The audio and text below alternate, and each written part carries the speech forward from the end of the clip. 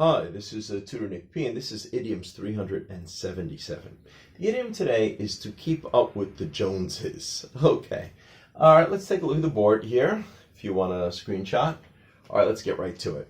If someone says that another person is trying to keep up with the Joneses, it means that they purposely buy or do things as the people around them, especially one's neighbors. Yeah, and we say do things would be like maybe take expensive vacations or something like that that's costing a lot of money. They heard, their neighbors are doing it and they want to copy and do exactly the same thing. So, you often hear this in movies. They don't want to feel that somehow if they don't do it, they are below them or less than. You always hear them say, well, we're as good as them. We should be able to afford to do it too.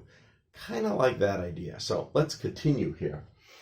The implication is that most of these things are not really necessary.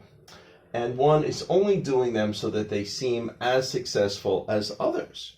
And usually these purchases may cause a great deal of financial strain. Well, that's the whole point. Yeah, if you're extremely rich, then well, sure, why not do whatever you want if you want to spend lots of money. But usually when people are doing this, they're making life a lot more difficult for them. And a lot of the times the feeling is they just don't really need all of these things. They shouldn't be putting this much pressure on themselves or their family or their financial situation. All right, let's continue. The origin of this phrase came from the title of a comic strip, like either in a newspaper or magazine in 1913 by Arthur Momon, that was supposed to be based on his own experience as a recently married young man living in Cedarhurst, New York. They say he originally was going to use the last name of the Smiths, but he felt like Joneses just sounded better. Yeah, at one time, a number of years ago, they used to think those were the two most common last names in the U.S. was Jones and Smith, or Smith and Jones. That may not be true really anymore, but at one time, those were famous last names, Jones and Smith. So he actually thought of using the Smiths first, but then decided to go for the Joneses. Okay, let's continue. Now we just have 3 examples to show exactly how we might hear it used. Here's the first one.